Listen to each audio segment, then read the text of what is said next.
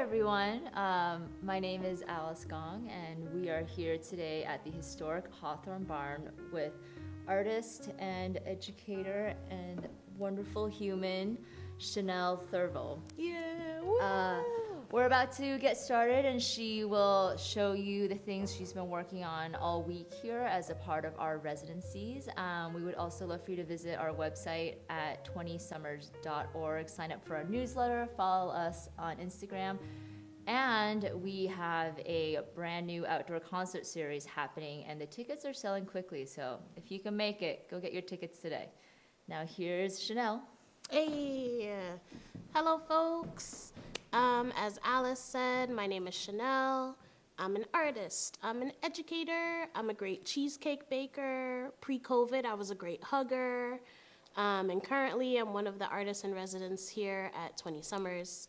And I'm really excited to spend this time with you all, primarily talking about art, talking about Black women's wisdom and their greatness, and also giving you some insight into what I've been working on during my residency here at 20 Summers. So when I immediately walked into the barn, I was like, wow, this place is beautiful. And outside of that too, I started asking a lot of questions about like the history of the barn and like what's been happening here, who's come through here before. And one of the things that's been really resonating with me as I start to think more deeply about the types of things I align myself with is how a space kind of inspires you, but also pushes a sense of welcome your way as you enter it. So for me, I'm a Black woman, I'm a descendant of Caribbean immigrants, and there's a lot of spaces in the US that were not made with me and my presence in mind.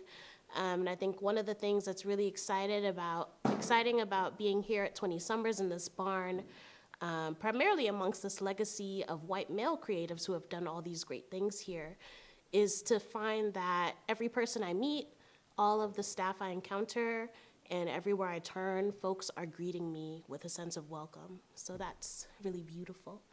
And with that, in addition to that sense of welcome, I've also been thinking a lot about moving more slowly in the world and centering my focus on things that replenish me.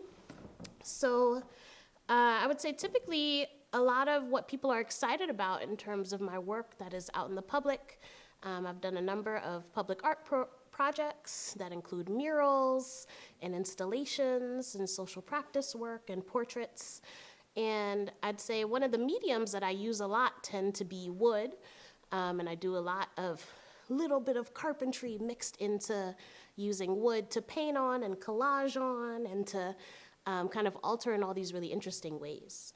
So for my time here at 20 Summers, I actually decided last minute to release that and take a moment to dive into something slower, something more tender, and also something that would challenge me to be more intentional than usual around my choices, combining different abstract shapes.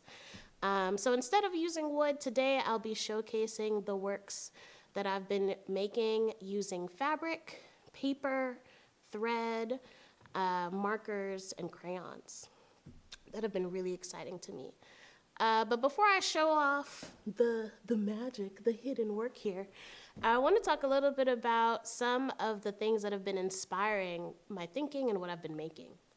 So first and foremost, as I said, I wanted to use this residency as a time to really replenish and restore myself. And part of moving slowly for me involves reading a physical book.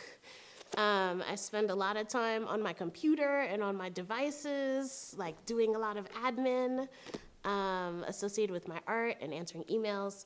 So in order to fully unplug, I was like, you know what? Back to basics, we're getting a paperback book.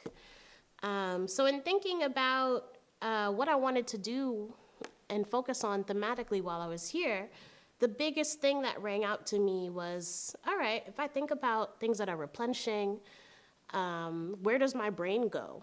And for me, it often goes to the words of wit and wisdom of Black women that I've encountered in my life or the work of Black women that I've experienced through text. So my current muse for the work that I've been working on this week is from Bell Hooks. She wrote this amazing book called All About Love, New Visions. And part of what's been exciting about this read is really seeing all the ways that she demystifies what love can look like in different areas of our lives. And I feel like that's just such a beautiful way to prioritize moving through the world. So with that, I want to read a couple of excerpts from the book that have been really stuck inside, clinging to my heartstrings. And in between reading a couple of excerpts, I'll show you some samples of my artwork that tie to those passages. So I thought, first and foremost, like the best thing is to have an understanding of the definition that she is using for love as the kind of like the guide or the captain of the ship for this book. So that is starting off, I love, love, love. Aha, okay. So Bell Hooks says, I spent years searching for a meaningful definition of the word love and was deeply relieved when I found one in psychiatrist M. Scott Peck's classic self-help book, The Road Less Traveled, first published in 1978. Echoing the work of Enrich Forum, he defines love as the will to extend oneself for the purpose of nurturing one's own or another's spiritual growth. Explaining further, he continues, love is as love does. Love is an act of will, namely, both an intention and an action. Will also implies choice. We do not have to love, we choose to love. Since the choice must be made to nurture growth, this definition counters the more widely accepted assumption that we love instinctually.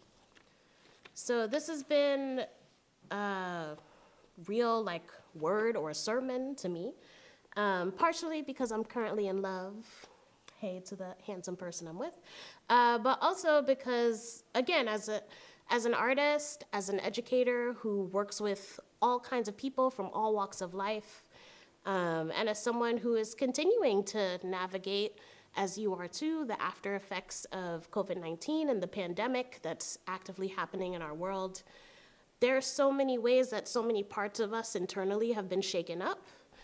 And I think that, again, this deep consideration or meditation on what love can look like is really powerful and really beautiful. So with that being said, I want to talk a little bit about my process as I was thinking about those things. Because I wanted to prioritize doing abstract work as opposed to portrait work, I went back deep into my symbol bag and I started thinking about shapes that really spark joy or power. So I have some of these cut up pieces that I've been making. So triangles are one of my favorite shapes because they are the most powerful shape. They're the most sturdy because of the equidistant three sides that weight's distributed on. But also when I think of triangles, I think of pyramids. I think of like vaginas and that strength in there too. So those things are all really exciting to me.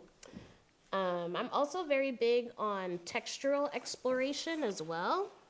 So you'll see that I started to create a couple of symbols using crayons and different like flesh tones that you'll often find in folks who are part of the African diaspora. Lots of like deep, rich mahoganies and siennas and browns.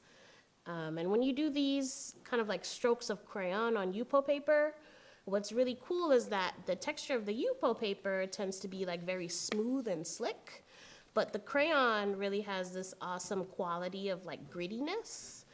And that texture is really exciting to me.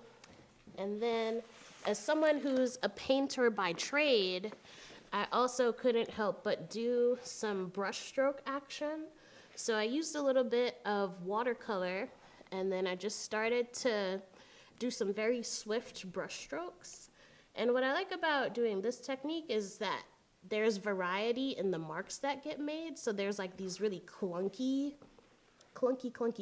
pieces versus these more like smooth, watery pieces as you dip your brush in more water and slide it through. So in addition to just satisfying my own like visual language of gathering quirky looking shapes and different textures, because this work is about love, I thought it was important to include materials that have sentimental meaning to me. So one of my best friends, Tiffany Thompson, she has this awesome clothing brand that she started during the pandemic called 1865 Vintage.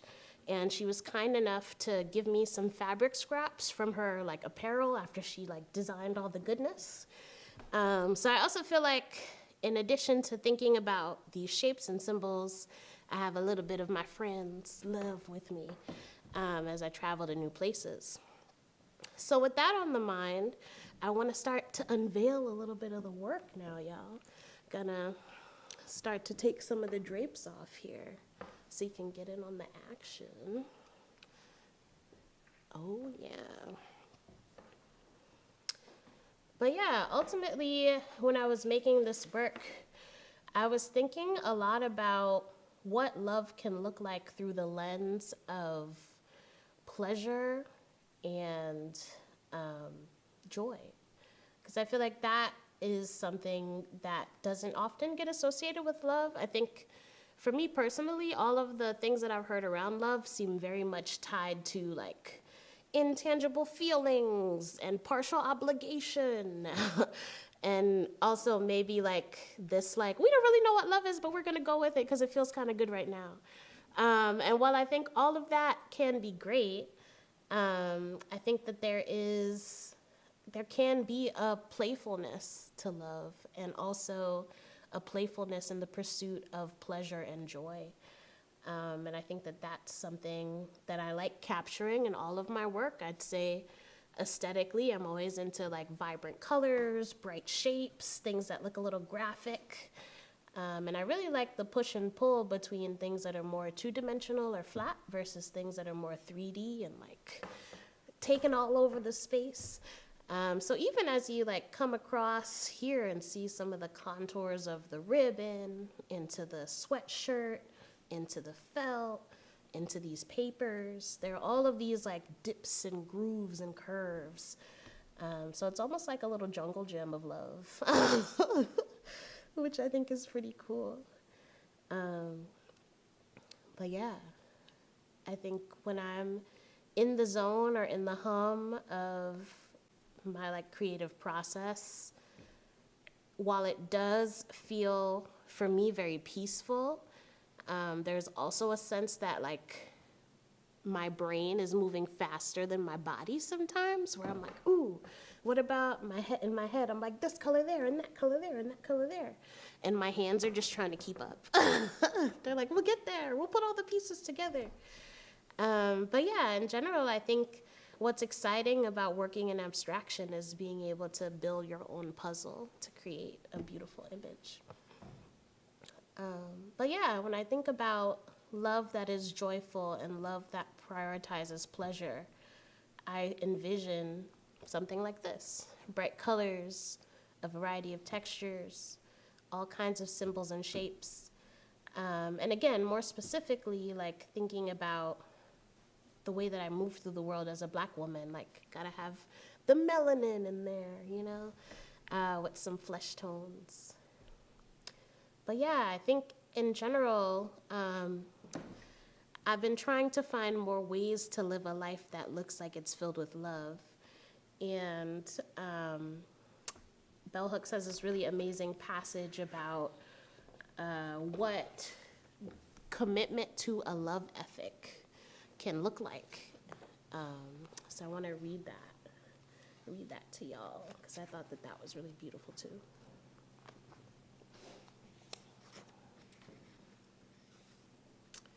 So Bell Hooks says, awakening to love can happen only as we let go of our obsession with power and domination.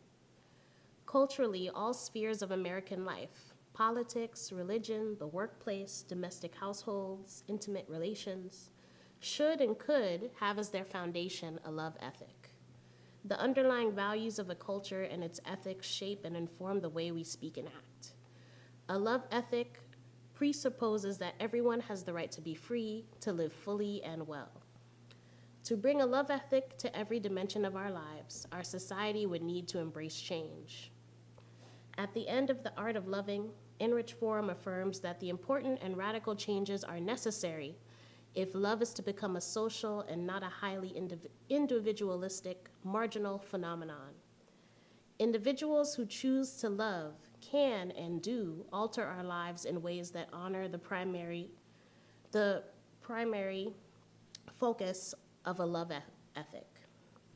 We do this by choosing to work with individuals we admire and respect, by committing to give our all to relationships, by embracing a global vision wherein we see our lives and our fate as intimately connected to those of everyone else on the planet. Commitment to a love ethic transforms our lives by offering us a different set of values to live by.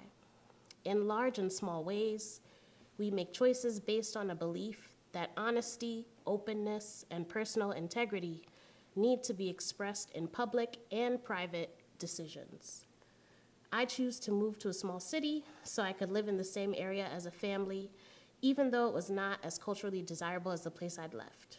Friends of mine live at home with aging parents, caring for them, even though they have enough money to go elsewhere. Living by a love ethic, we learn to value loyalty and a commitment to sustain bonds over material advancement. While careers and making money remain important agendas, they never take precedence over valuing and nurturing human life and well-being. I know no one who has embraced a love ethic whose life has not become joyous and more fulfilling. The widespread assumption that ethical behavior takes fun out of life is false. In actuality, living ethically ensures that relationships in our lives, including encounters with strangers, nurture our spiritual growth.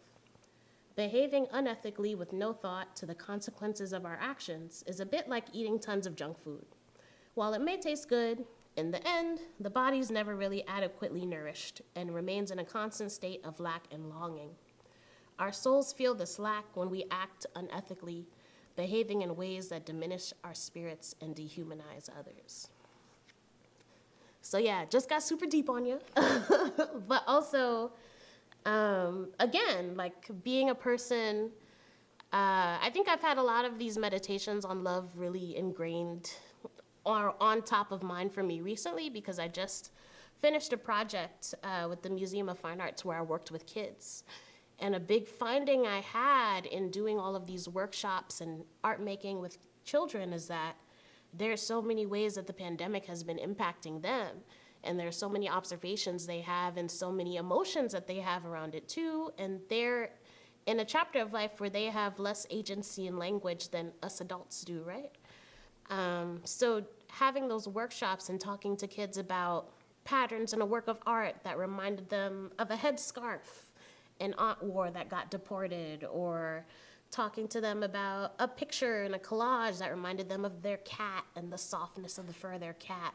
Like, those are the types of conversations that made me think more deeply about, how am I really offering love in these spaces, and how am I making these spaces places where people feel comfortable sharing?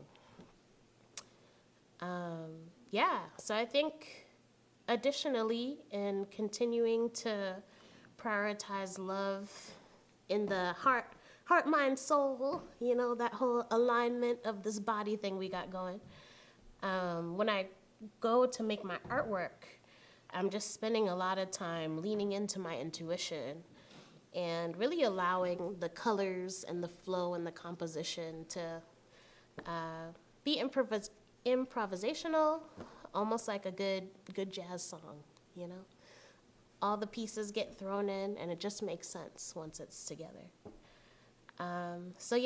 That's really the big thing that I've had top of mind as I've been continuing to spend time really replenishing, resetting, and also getting my fingers dirty in a new way with these different kinds of materials and focusing on abstraction.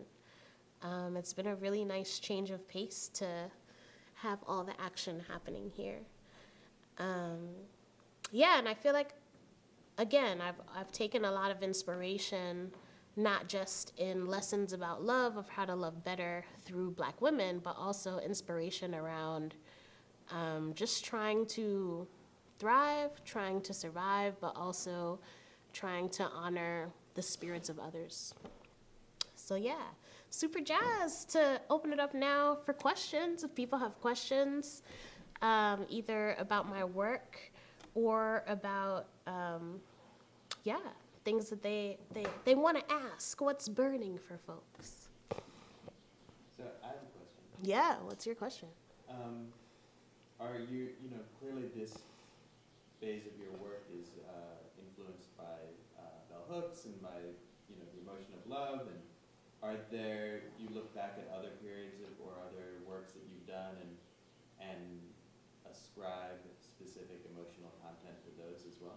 Ooh, yeah, I do actually. I feel like there's definitely, I'm gonna take like Erykah Badu's thing. I'm an artist and I'm sensitive about my shit, So I think the sensitivity of an artist is something that is very much connected to emotions. So often when I make my work, especially because so much of it is either collaborative or it just requires me to be an attentive listener or observer to another person in service of creating the work, I can definitely see some works that I made out of fear. I can see some works that I've made out of anxiety. I can see some works that I've made out of frustration. And I think what's interesting about how I process my own emotions is that internally the emotion may be negative, but I make a point externally to create work that kind of like challenges that emotion or negates it. So I feel like being an artist has healed me in a lot of ways that I was not expecting. So that's kind of been cool, because it's like, ooh, working through some stuff. And that feels nice. And I think in turn, what I've been told from a lot of people who encounter my work is like, oh, your work has an energy. Like when I encounter it, like I can feel that there's something going on there. And that's been a huge compliment to me, because I've definitely walked in front of some works by other artists and been like, I don't get this. I don't feel anything. I don't know what's going on. So it's good to know that like all the energy in here is like flowing through here and people are getting something off of that. Like that's exciting. Yeah. You often identify yourself as an artist and an educator. Mm-hmm. I think there is a common, I think it's common for many artists to downplay the education aspect, if there is one in their practice. You seem to really do the opposite, and you raise it up to the same level. Oh, yeah. Yeah, I think to be like that whole comment about like those who can't teach, those who can't do teach, that's bullshit. Like the best teachers and the best educators are people who are so highly skilled, not only in whatever it is that they're teaching, but also in everything else to support that work. There's this running joke like in the arts field of like, if you decide to be an artist, you're essentially also deciding to be like a lawyer, a secretary, a finance person, a documenter, a filmmaker. Like there's so many elements of being an educator that align with the abundance of elements you need to have to be a great artist. And I think that both of those things need to be more talked about as though they are equally valuable, because I don't think teachers get enough credit for all that they do and all that they pour into their work. Do you think all artists should be teachers? No. No. I don't think everyone should be a teacher. I think you have to have equal, like just the right cocktail of compassion, common sense, openness, and awareness of how how special you are being that position in someone's life and like being a facilitator of their growth. Like, not everyone is a great educator or a great teacher. And I would also say too that as an artist, I just so happen to be someone who has that skill set too. And I want, because I've been in education spaces where people aren't necessarily creative or artists, and they don't have as high as a value on those skill sets that they're using effortlessly every day to help move people towards understanding. And I think that both of those skill sets are important. And it just so happens that for me as an artist, I have both of those things. But I don't think every artist should be an educator. If they don't feel passionate about that or equipped to be in the presence of people so in the ways that you have to be as an educator. Yeah. Again, if there are any questions from the audience, please go ahead and put them in the chat, and we will make sure that we get them in front of Chanel. Word. Can I read one more passage from Bell Hooks? Yeah, I'm just obsessed with this book. But this is the last one I'll read because it's like one of my favorite ones. And I also am like low-key encouraging you to go read this book because it's great. Yeah. Books about love, they're amazing. Okay. So this is the last passage I want to read. And I think this is actually my favorite part of the book. So Bell Hooks says, to live our lives based on the principles of a love ethic, showing care, respect, knowledge, integrity, and the will to cooperate. We have to be courageous. Learning how to face our fears is one way we embrace love. Our fear may not go away, but it will not stand in the way. Those of us who are already chosen to embrace a love ethic, allowing it to govern and inform how we think and act, know that when we let our light shine, we draw to us and are drawn to others, bearers of light. We are not alone. Yeah, so that's the best one.